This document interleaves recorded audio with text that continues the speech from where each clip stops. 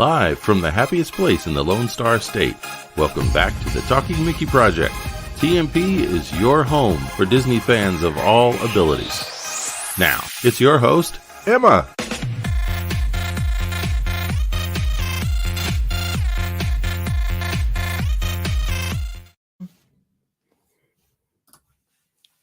And here we are. Welcome, everybody. How's it going tonight? I see Dennis. Hey, Dennis. Good morning in Australia. How are you doing? We are doing great. Oh, hey, Dennis. On our call, you can Danny on your side. Guess whose birthday will be that day? This weekend. No. Emma's birthday is Sunday, everybody. So we are looking forward to that. It's actually Sunday in Australia. Well, that means it'll be Saturday night here. So good to see you, Dennis. Hope everything's going well. Who else do we have? We got Mike is here, of course. Good to see you, Mike. Thank you for being a moderator. We got that Kari kid again. And a Patreon supporter. And we see Brian. Good evening, Brian. Hope you're doing well. Thank you for being a moderator and a Patreon supporter. We appreciate that very much. Mary is here. Good to see you, Mary. And who else is here? I'm looking. I'm probably missing people. Michael is here. Good to see you, Michael. Hope everything's going well with you and your cat and your girlfriend, I believe, fiance. I can't remember. Miss Diana. Joanna? Yeah, I think so. And Dennis says, yes, Emma, you are correct. Brian says, looks like I'll be missing the stream being held behind at work. I hope it's all going well at work and you're just busy. That's a good thing. Busy. That's right. Jonathan says, be sure to comment, subscribe, and share this video. That is a great idea. Thank you, Jonathan. We appreciate that too. Did I miss anybody else? I'm not sure. We have 14 people watching. If you haven't said hello yet, please do. Or on Facebook. That's right. If you're on Facebook or you're on YouTube, either way, tell us hi. Let us know what's up because it is time for reminder of Emma's Facebook stuff. So if you haven't followed Emma's channel on Facebook, you can go to Talking Mickey Project YouTube channel on her page, follow it, like it, etc., and you will stay in tune with what's going on. Emma also has her own group called Disney Friends of All Abilities on Facebook. You can join, just hit join, and it will come to us to approve your participation in the group. And it's family friendly and it's moderated. And you can go to talkingmickey.com to find Emma's website and other links, as well as links to videos. If you don't want to go to YouTube to see them, you can click through and it will take you directly there. So Emma, I see a couple more comments, but then we said we missed your mother. Your mother's here. Mom. And Hey, Grandma and Grandpa are here too. Jovan Medina. Emma and Skipper Dad Kevin. Hello. Are you still Charlie? We're thinking you might be Charlie, but we're not sure. Because it looks familiar, but I'm not sure. Dennis, you have the right idea. What is it? Dennis says, let's get on with the interview. Who's the interview with before we get started? With Mr. Eddie Sotto. Mr. Eddie Sotto, former Senior Vice President of Imagineering for Creative Design with Walt Disney Imagineering. And he now runs his company called Sotto Studios, where he does corporate concept designs, things for individual private customers, projects for homes and other types of things. He's designed interiors for jets. He is just a creative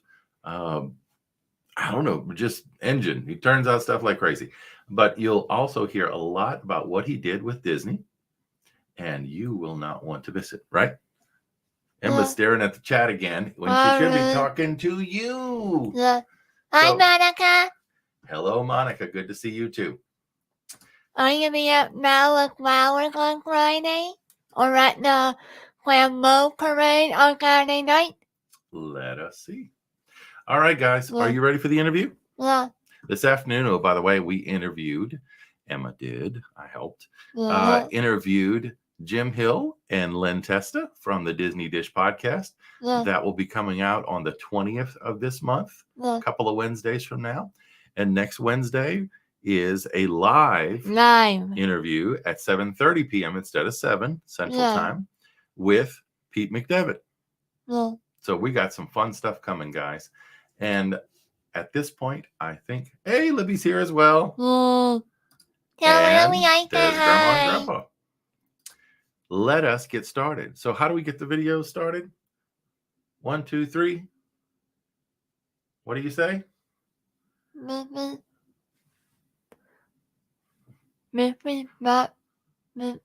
What? You forgot? You forgot what Cinderella's fairy godmother said? No, I say 1, 2, 3, and you go bippity boppity. Boo. Thank you. Here's the video. Here's the interview with Eddie Sotto. We will be watching and chatting with you. Welcome, Mr. Sotto, to my show. Hey, happy to be here, Emma. Good to be here. Emma's voice always gets higher when she's excited. Well, that's great. Look at that room you're in. My goodness, you got an entire museum there, Emma. Oh, she's got a collection, and one of her favorite characters. Of course, she loves Mickey, but one of her favorites is Oswald, so that's why he's kind of center back there. Well, I like Oswald too. All righty. Well, welcome, Mr. Sotto. We have 15 questions, and 10 will be all about you and you know, your experience and your growing up and kind of what's influenced you. And then we've got the fun 5 at the end. So are you ready for number 1? Yeah. Okay. Here is number 1. When did you become a Disney fan? Well, you know something? I became a Disney fan, Emma, when I was at Disneyland as a little boy. And the fireworks were happening. I was standing on Main Street, and I was overwhelmed by the beautiful fireworks in the sky. And my father looked down at me, and he says, "Eddie, do you like Disneyland?" And I said, "Yes, Dad, I like Disneyland." And then my father tells me this story, and then I grabbed his sweater again, and I pulled it really hard, and I said, "Dad, I like Disneyland." And he said to me, that's when he knew I was obsessed. But here's another quick story, is when I was very young, maybe 5 or 6 years old, another child asked me, and I can tell you where I was standing. I even went and took a picture as an adult in this same spot. Wow. And the other kid said, "Eddie, what do you want to be when you grow up?" And I said, "I want to be one of those guys that thinks of rides at Disneyland." There you go. I never forgot it. I don't know why. But sometimes you get to do these things. So I felt very grateful. Yeah. And sometimes you know early, right? There's number 1. Hopefully that's a good answer to number 1. I think that's a great answer. You ready for number 2? Yeah. Okay. Here's number 2. You grew up in around Hollywood, California. How did that shape your childhood and eventually decision to be an Imagineer? Now, this is an incredible question, Emma. Wow. So this question, as a young boy, again, at age 10, my mother and grandmother took me on a tour of 20th Century Fox Studios. And we walked around the movie studio. And there was this gigantic movie set. And I love things that are make-believe. I just make-believe to me. I don't know about you, but I really like that. So we were walking through some office building at the studio where they do bookkeeping and things. And all of a sudden the door opened. If you ever saw the movie The Wizard of Oz, when Dorothy comes out of her little house and there she is in Munchkinland, so this door opens and I walked out and I was on this big movie set, and it was the New York street from the film Hello, Dolly. But and this was on a Sunday. And on Monday or the beginning of the next week, they were going to film. So the movie set was all done. It was all ready. And the tour guide told us. And as the tour guide walked us down the street, the tour guide said, "Oh, it looks real, doesn't it?" And I said, "Well, yes, of course, it looks real." I was only 10 years old. And then she said, look behind you. And it all looked fake every time I looked behind me. And this was like, it really affected me. And I said, Mom, I looked at my mother. I said, Mom, I want to meet the man that did that. And his name was John DeCure. He was the production designer for Hello Dolly. And so when I finally got my job at Disney, I wanted to pay homage, or something that felt like that Hello Dolly set, that moment of being even in something better that I thought of Disneyland. So it made me want to be a set designer. It made me want to be an Imagineer. And I got to meet Mr. DeCure years later. That's pretty amazing. Yeah, that is pretty awesome. All right, you ready for number 3? Yeah. Okay. There you go. You had an aunt who was a costume designer and a grandfather who was a Scenic artist. How can they influence you? How do you know all this stuff? You know all this stuff. Emma's you should be telling the story. No, Emma researches. It's on Wikipedia. There you go. Well, it's a very good question. So my Aunt Marilyn, that's true. She was a costume illustrator and later a costume designer for Paramount Pictures and Universal. And as a young boy, again, I was very influenced because I would go to her apartment and she would be there doing beautiful watercolor paintings of movie stars like Julie Andrews, who was in Thoroughly Modern Millie, or of just Yul Brynner in the 10 Commandments as Pharaoh of Egypt. Yeah. And I would see these things and I'd say, I want to draw too, Auntie Mare. And she said, well, your drawings are just okay, Eddie, but here's how to draw water. Or she'd show me. And my grandfather was also a cartoonist in the Washington Post. He had a column in the Washington Post. And so he was good with illustrations. So between the two of them, I learned a lot about drawing, and I never went to college. I never went to formal school or anything. It was all teaching myself. So if a lot of it is hard work and yes, there's talent in our family, but it's developing whatever gift you get from God, you take that and you develop it and you work around your gifts and the things that people you meet, they teach you things, That's right. So they made me want to be a designer and never made me feel like I couldn't do something. There you go. We've talked to Emma in the past about she was born with a cleft lip and palate, so she has speech issues. Yeah. But Sure. I've told her, I said, by learning and being outgoing and doing her channel, and she has learned ASL, sign language, and she's a researcher. She loves to find out facts and to share her knowledge. I said, even though you've had that challenge with speech, I think God has equipped you with lots of other ways to communicate, to bridge that gap so that she can be an influencer and an inspiration to people. This is very true. And sometimes when you get a limitation, something that limits you, it gives you superpowers in other areas. Steve Wynn was a man I worked with in Las Vegas, and he had issues with his eyesight. He could only see this much of anything he looked at. And what it did is it made him visualize in his mind all kinds of beautiful, interesting things. And when I would present something to him, he could visualize it. And I realized that what was seen as a limitation on one side actually made him become incredibly good in other areas. So as a kid, I was sick a lot when I was a kid. And we didn't have a lot of money. So I learned to draw because that was play to me. I would take paper everywhere I went. I would think in my bedroom. I had to be in my bedroom, so I would draw and dream. And so sometimes those investments can really pay off, and you can have big superpowers in other ways. There you go. Yeah, that's exactly right. I know that's not on the list, but that. Oh, that's perfect. That's a great answer, though. Are you ready for number 4? Yeah. Okay, here's number 4.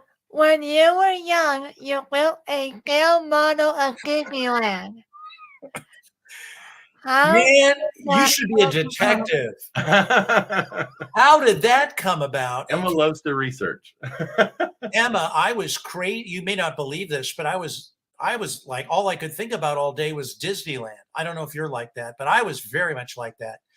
And so my parents actually said, you can't talk about Disneyland at dinner anymore. It's driving us crazy. We're sick of it. It's driving us nuts. No more Disneyland. I said, Dad, I want to build a model of Disneyland. If you would call WED, which Imagineering used to be called, maybe you could get a blueprint of Disneyland. And remember, there was no internet at the time.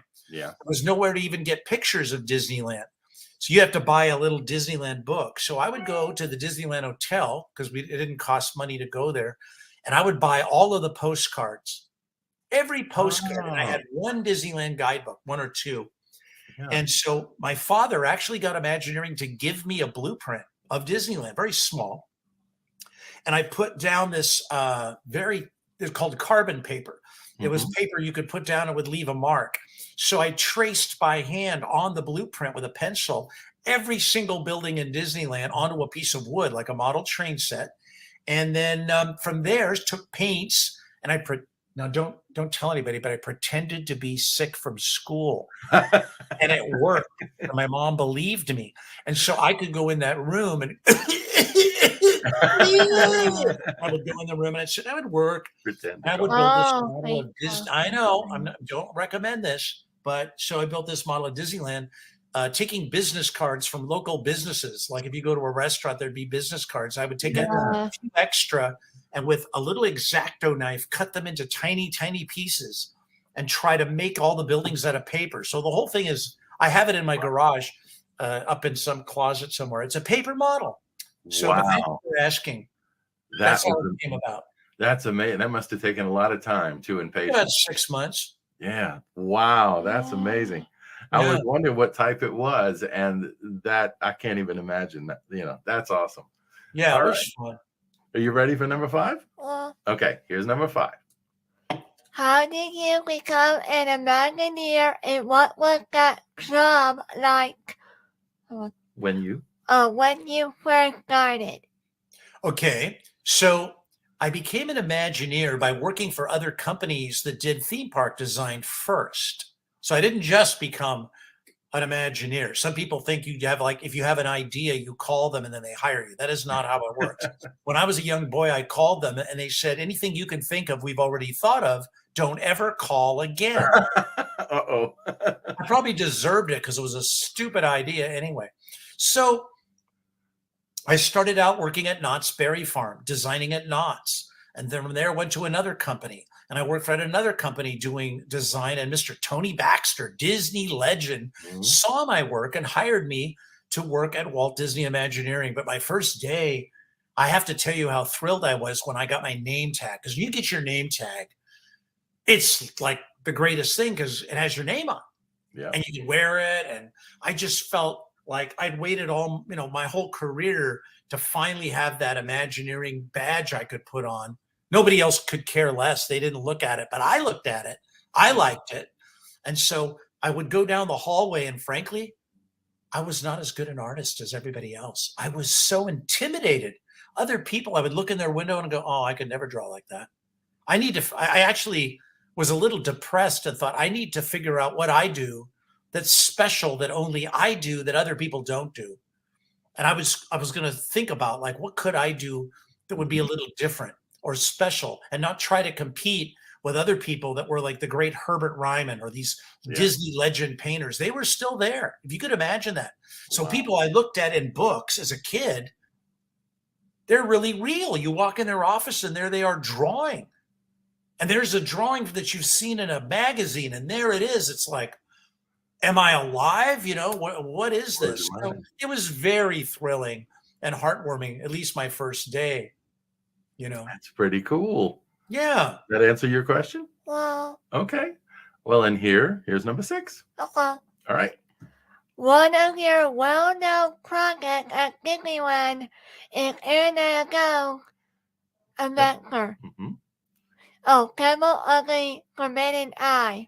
How did that project came about, and when did you learn through leading it?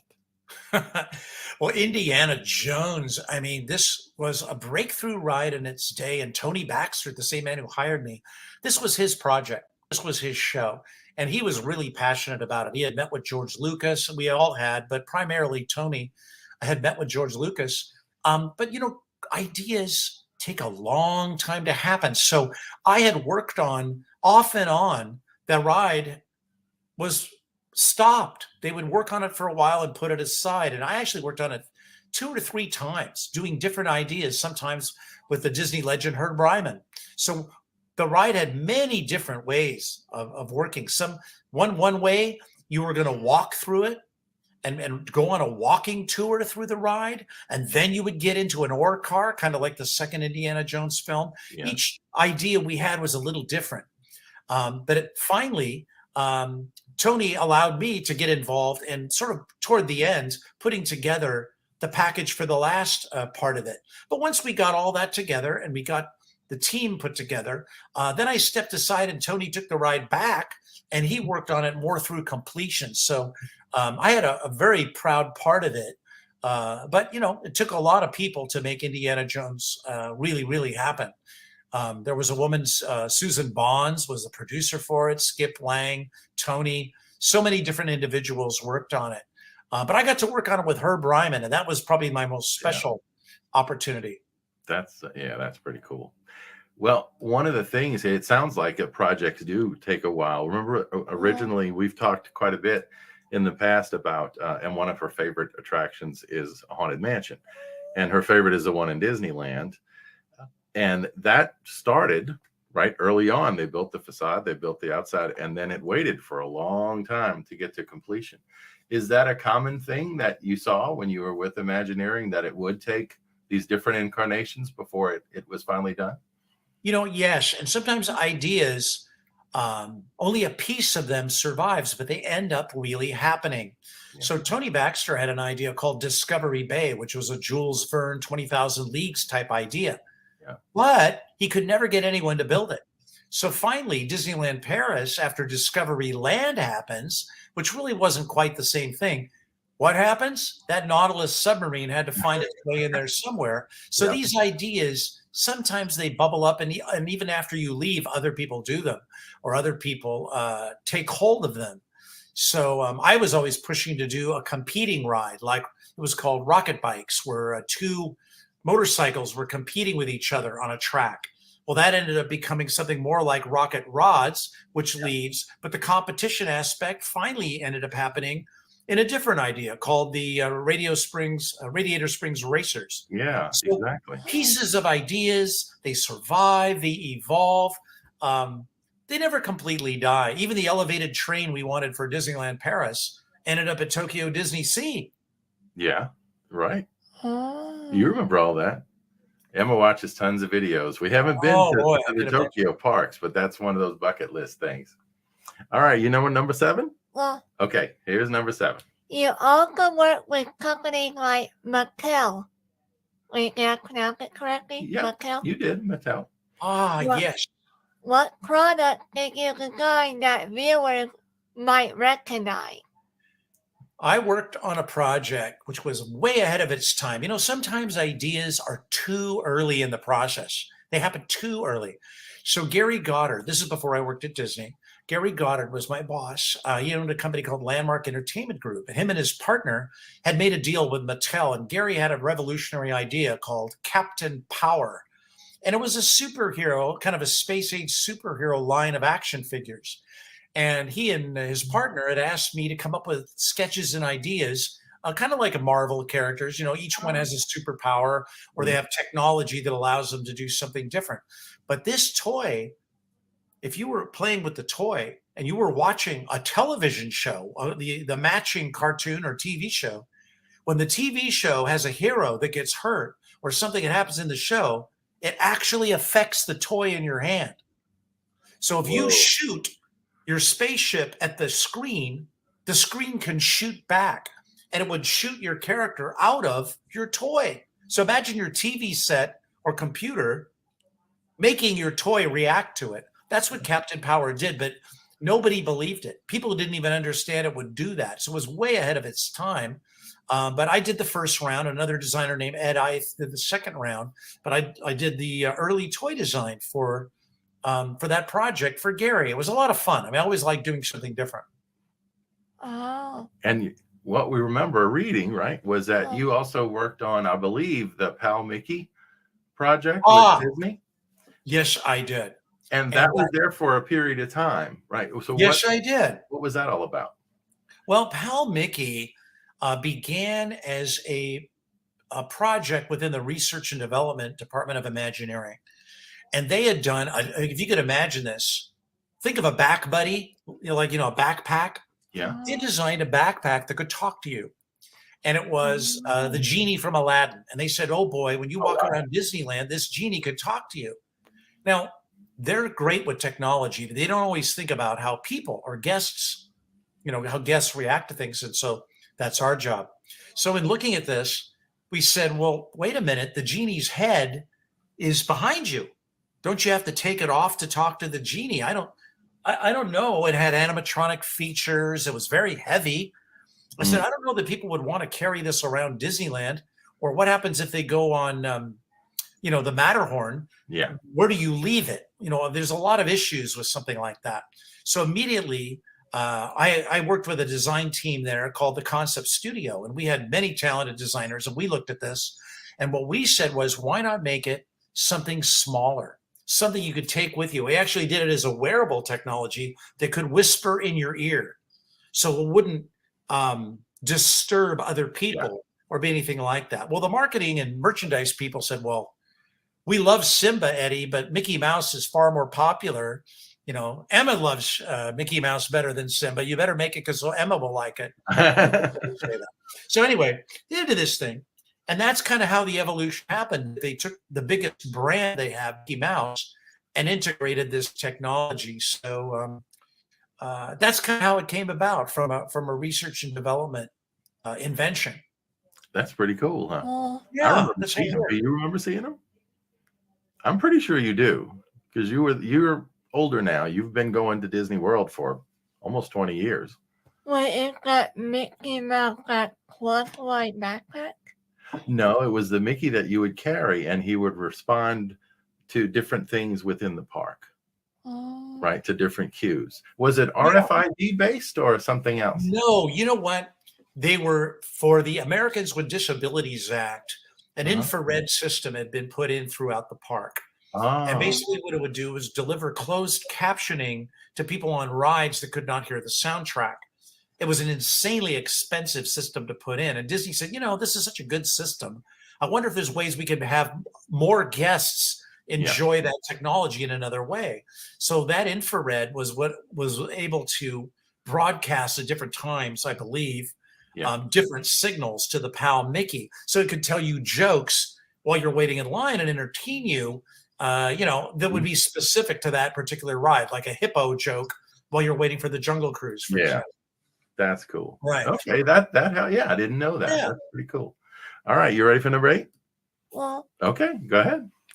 You designed and helped to create the first ever Disney hotel in a Disney theme park. What is called the Disneyland Hotel at Disneyland Paris? These questions are amazing. So the inspiration was, sometimes ideas come by accident. You're not trying to think of a hotel. So imagine you go to Disneyland Paris and it rains a lot there. That was one of the biggest concerns they had in Paris, was the cold and the rain. How much fun would you have waiting in one of those big lines to buy your tickets? Would that be fun? No. No. No. So Michael Eisner was concerned. He says, I don't want people to be freezing and drenched before they even get into Disneyland. Eddie, you're working on Main Street. We need to make a cover. The operations people, we want a nice roof, to keep people warm while they're waiting. So we designed a roof that would be big enough to cover all those crowds. Well, you could imagine the cost of a roof that big. Imagine taking the audience of Disneyland and putting them under a roof. Yeah. So it was some huge number, very expensive. So the concept was to come back and say, well, wait a minute. And there were some sketches, and I even did some sketches of this, of what if you could put some suites, beautiful hotel suites on the second floor of that roof and allow people to look into Disneyland. Very exclusive, very beautiful, and do a kind of like a nice hotel up there. That way the roof could pay for itself. People underneath are buying the tickets. People over it are enjoying a view of the park. Yeah. And so that idea caught on. But of course, it was such an idea that the marketing people and the corporation said, well, let's make it a big hotel. A lot of people are going to want to stay here. And that's kind of what happened with the Disneyland Hotel. And that's kind of how it became that. So the first elevations of the building were a little bit like the Grand Floridian because it would fit with the look of Main Street. So that's kind of how it got started. But it was all about keeping people warm and dry. That's how it started. And then in Tokyo, in Disney Sea, they also built subsequently a hotel, right? That's right at the entrance. You're absolutely right. It became a trend. The Miracosta Hotel happened, right? And there's a similar monorail station that has weatherizing in it at Tokyo for the monorail there. And of course, Tokyo was the very first park to have a glass roof over the main street, and we were kind of compelled to want to put a roof over our street, but we didn't think that would be a very good show, that Europeans would like a better show than that. So we did a few different things, but I don't want to get ahead of you. Hey, questions here. We're only on 8. So. You ready for number 9? Yeah. Okay. This one's a little longer, but take your time. Yeah. In addition to design work, you do voice acting. Right. And I know where I got one. She's thinking of something she heard recently. Go ahead. Fans who visit Disneyland and Walt Disney World today may hear your voice in various good job places. What voice acting have you done for the Disney parks? It kind of varies, and over the years, sometimes when they change an attraction, you lose a voice. One of them, there was more, when I was there.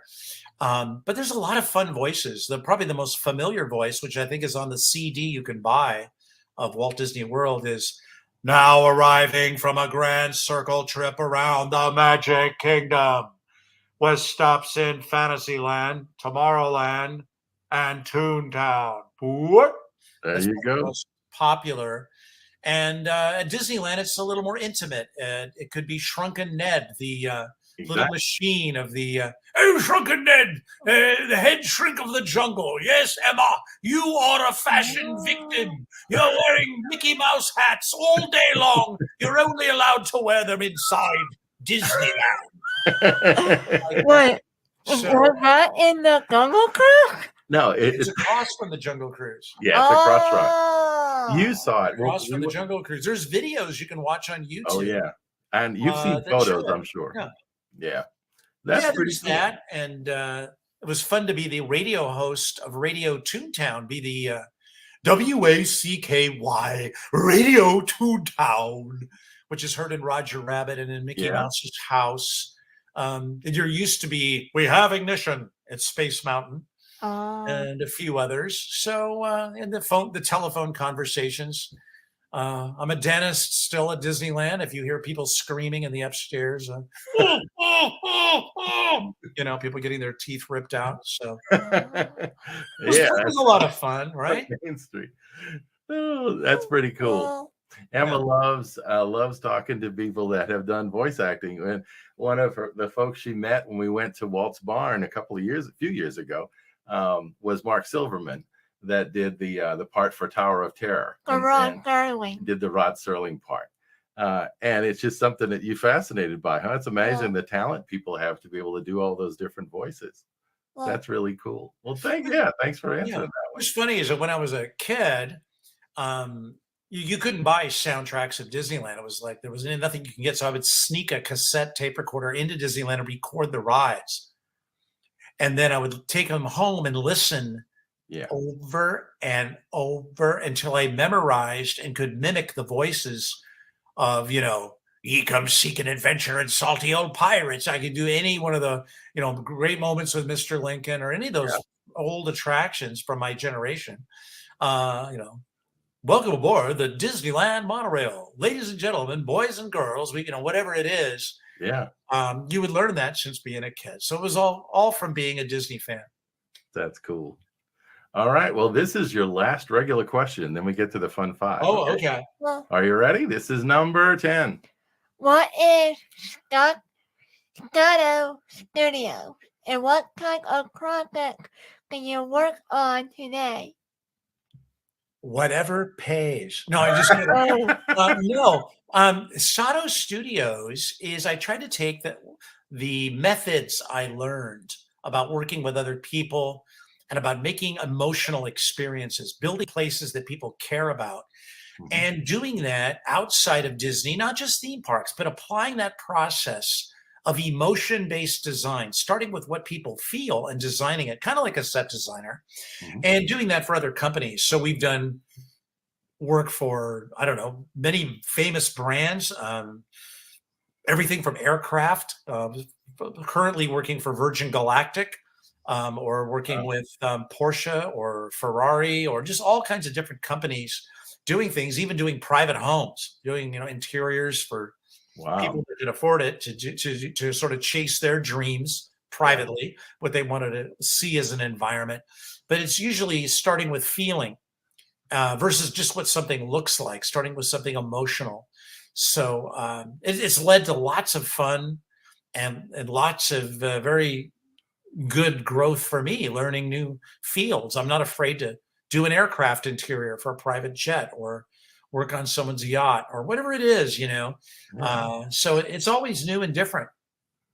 Can I ask a Our follow-up? website, Sotto Studios, if your listeners are interested, you can go look at it, and there's pictures there.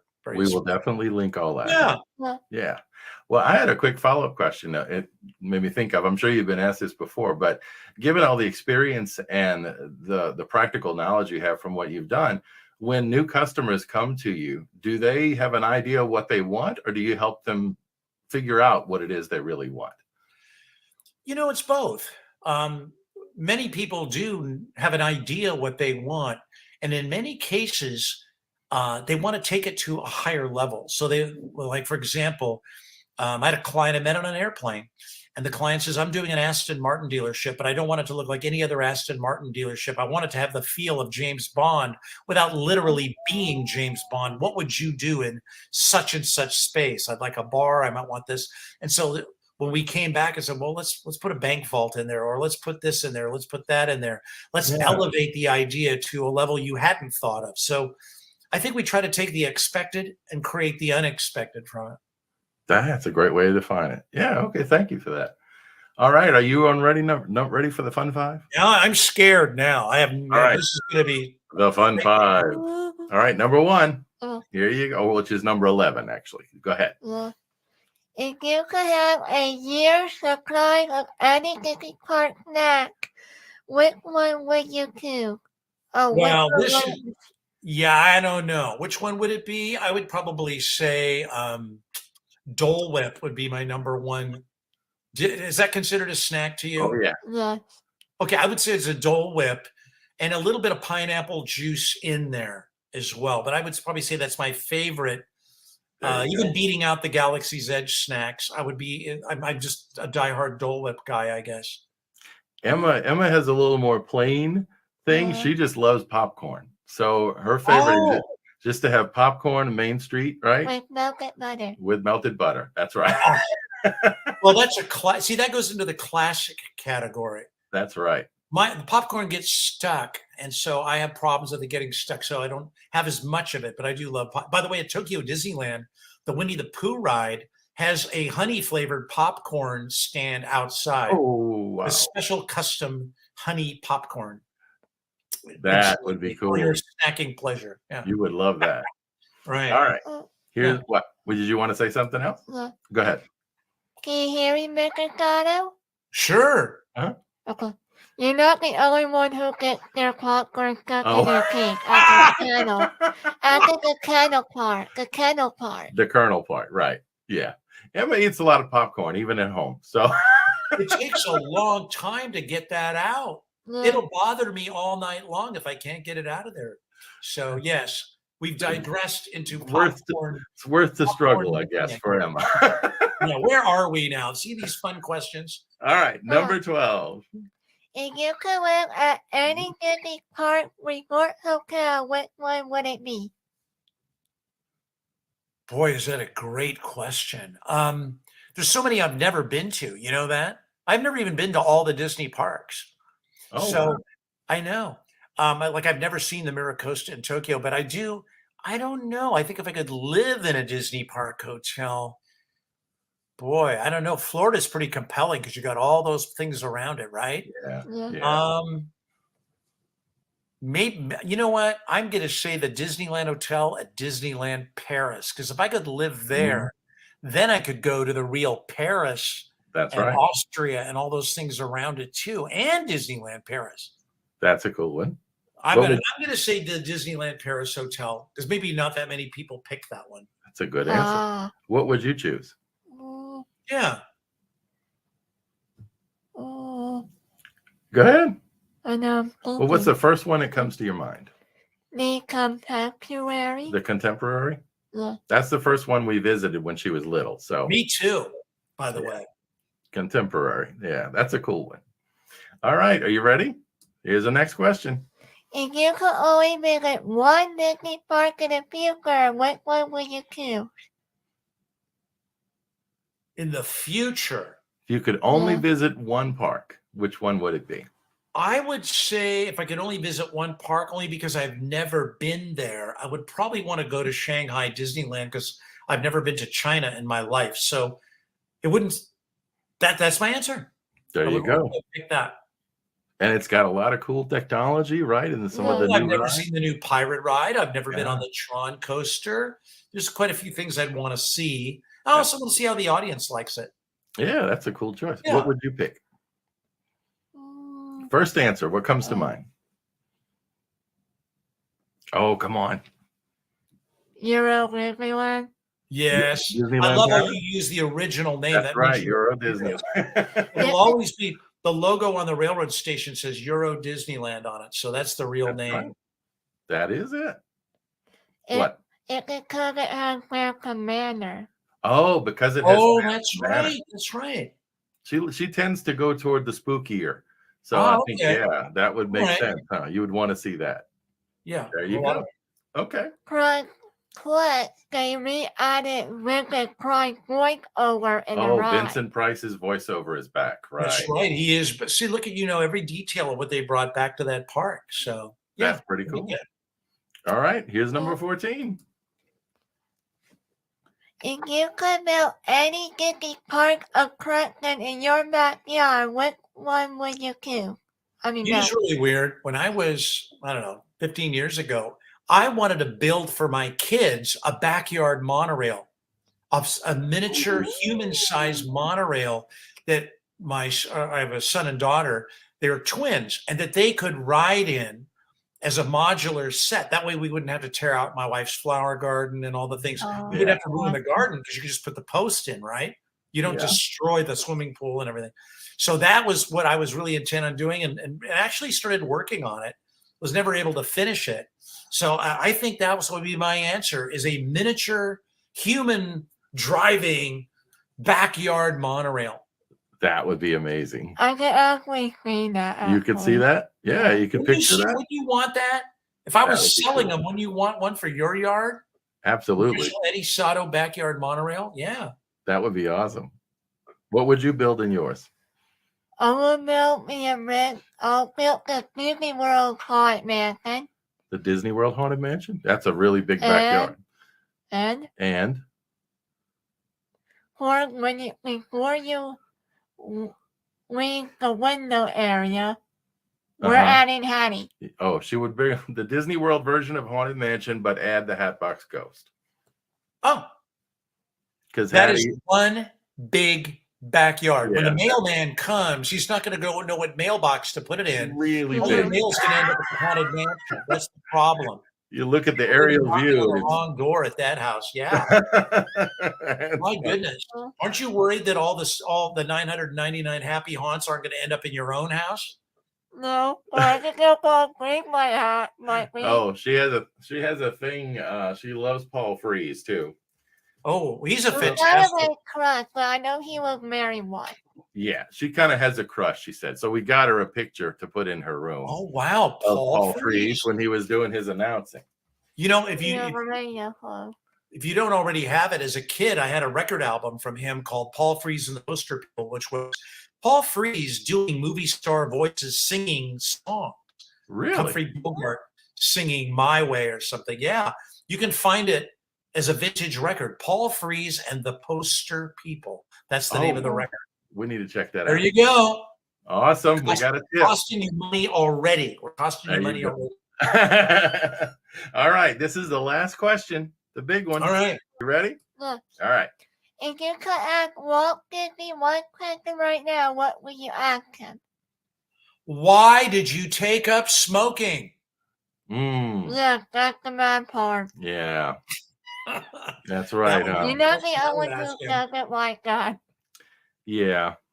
That is true, huh? Because that shortened his life. And shortened his life. It was not a good life decision. Of course, people at that time didn't see any harm in it. But he started coughing, probably in the 40s or something. I mean, he had a cough. All the animators knew he was coming down the hallway, but maybe he couldn't quit. But that would say, Walt, why did you have to do that? Why couldn't you quit smoking? I guess that would be that's a good one. Because we would like to have him around longer. Yeah, without a doubt. What would you ask him? Yeah. I'll ask him and Royal Disney, can I have a hug nicely? You would ask for a hug. Okay. And? Then I'll ask Walt, since he's the creative one. Okay.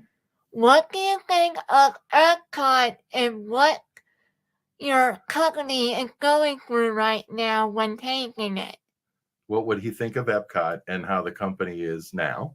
Yeah. And that's for Walt. What would you ask Roy then? Well, when they're taking it, they're taking Epcot. Yeah. So you would ask Roy that part? No, that was Walt. Oh, that was Walt. Okay, so what would you ask Roy? I'll ask Roy, what do you think of your company and how would you change the budget of some of the attractions and act like a Disney Plus you have, plus there are attractions that are asking for money on there. So he's saying, Emma was saying she'd ask him how he would manage the budgets of the attractions and things like Genie Plus. What would he think of those things? Boy, your questions, I think those guys would be stopped in their tracks. Those are huge, huge questions. I mean, who knows about all those things? I'll stick to the smoking question. Yeah, that's a very good one. Those are very good. Emma, those are really good talking points. Those are like huge talking points. And I'm sure Walt Disney would never even recognize the company. Think about how much bigger it is than the little studio he was running when he passed away. I mean, it became the biggest studio in Hollywood, and he was concerned with being a cartoon maker, the smallest of any of those guys back in his own time, Emma interviewed Kevin Lively a while back, and he made the point that if Walt was walking through Disneyland and he saw the Tiki Room, that he might comment, why is that still here? As opposed to seeing what it was like now, because he constantly pushed for new change and development and all that. What do you think? Is that something that he would be surprised to see still there, for example? Absolutely. I totally think he'd be surprised, because if you look at Walt Disney, when Disneyland first opened, was a little bit too serious. And when Mark Davis went down there, he sent him down there to look at the park and say, what else would you do? And Mark Davis actually brought humor to Disneyland. And those were changes, right? Now I have a trivia question I brought for Emma. Oh, because you've been the mastermind here with all these questions and digging in my past and thinking you know all the Disney trivia, and you think you're busting me out with all this stuff about my family. I'm gonna get you now. Uh-oh. Okay, Emma, now there's a trivia question. Take a look at my virtual background.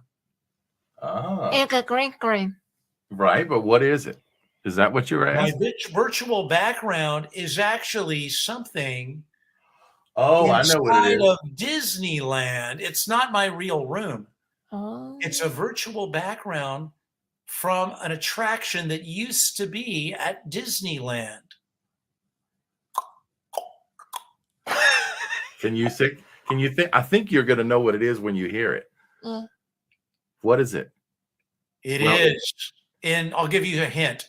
It was in Tomorrowland, and it was removed in 1960, in the late 1960s, after the new Tomorrowland opened. It was a part of the, it was put in, I believe, in 1957 or 8, and it was removed in the late 1960s. The future house. The future Yes! house? The Ding! house You got it. of... The Monsanto House of the Future. There you go. So this is one of the rooms of the Monsanto House of the Future. I I didn't. knew it. I knew You did it. You got it.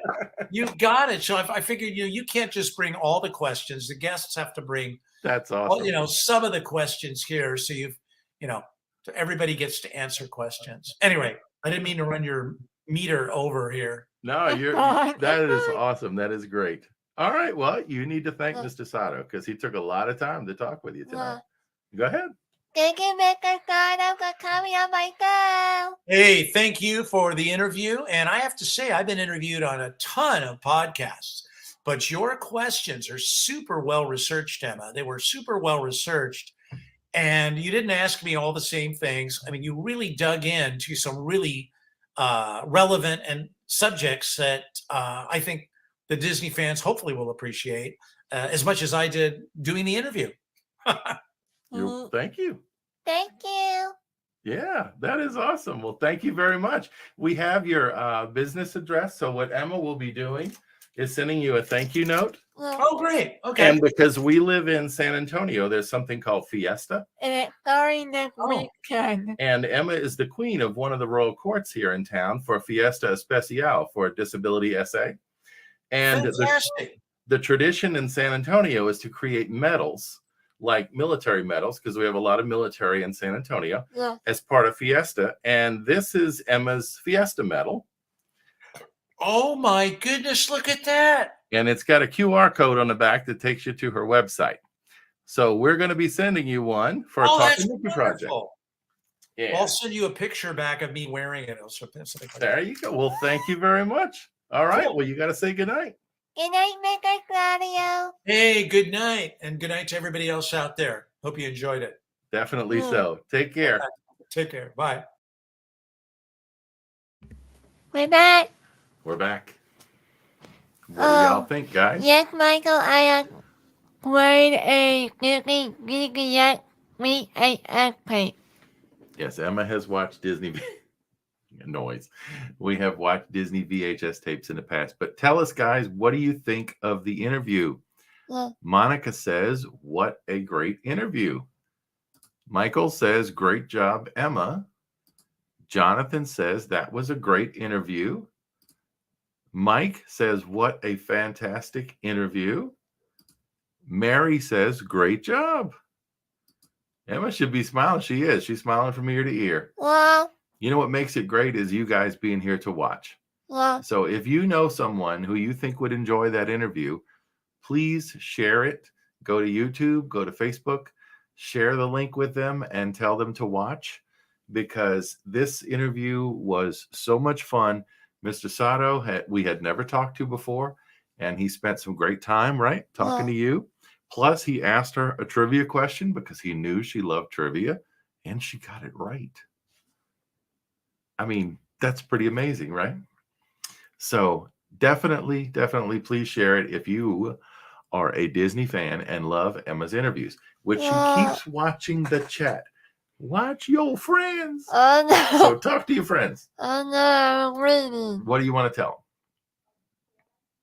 What do you want to tell your friends? You all are very special and unique. That's right. And we love you. We love you guys. Thank you for being here for Emma. We're going to go real quick and tell you who supports Emma, right? And first of all, pay attention. That's right. So first is Storybook Trips by Bridget Langford. Bridget is a Disney travel planner that we work with for our trips. You can find her at storybooktrips.com, and you can email her at bridget.langford@storybooktrips.com. Also, Junior, who's a friend of our family, right? And friend of Emma's for many years. Junior's Kind Note Cafe. He grounds fresh coffee. It's organic and it's free trade. Fair trade. Fair trade. Fair trade. I get my words. Organic fair trade coffee. We all need to keep up with our grammar, Secretary. There you go. And weather and word. Like the climate for dolphin. Thank you. He roasts his own coffee, and you can purchase it at bossabilityinc.org/store. That website will bring you to the selections that he has, and all the proceeds go to nonprofit organizations. So help Emma's friend and enjoy some great coffee, because Emma's mom drinks it every day. Last on our sponsor group, we have Beyond Disability Texas, which is Emma's mom's podcast YouTube channel. So go out there and watch what she has. She is planning and has promised some new interviews coming up.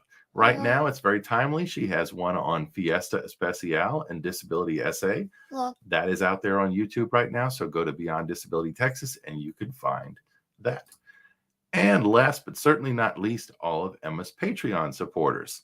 Every last Sunday of the month at 7 p.m. Central, 8 p.m. Eastern, we do a Q&A where we just answer your questions, as well as get suggestions for interview guests and trivia topics and whatever else. So we want to thank everyone who is supporting Emma on Patreon and invite anyone else that may want to. We appreciate it very much. All of it goes to support Emma's channel. So let's check on the chat, and then we will say goodnight. I knew it was you, Carly. Oh, yeah. That's right. There is Charles Martin. There you go. Beyond this is Emma's mom says, we love you. Definitely so. I love all the interesting Disney info. Thank you, T-Balls. And hello, very much hello, and best wishes to your whole family. It was good seeing you last time on the Patreon Q&A. That was fun. We got to actually ask the fun 5 questions to T-Balls and his family. So that was cool. Let's see. Looking. You are in the live link, sweetie. Yep. And call the live chat. And let's go. Hey, all right, Candy Mom, thank you. Just shared to my Facebook group. There we go. All righty. Well, let us wrap it up. What's next on your thing? We've done the trivia. The interview. We've done sponsors. Oh, we got to talk about what's coming up this week. So today is Wednesday. Wednesday night are interviews that Emma does. But Saturday night, we might do a pre-record trivia. Yes. Because we are going on that night for Fiesta. So trivia Saturday night will be about The Boys. It's a documentary film about the Sherman Brothers. It is on Disney Plus.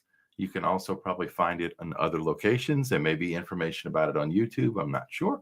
But we have seen it a couple of times. And trivia is going to be about The Boys, the Sherman Brothers story.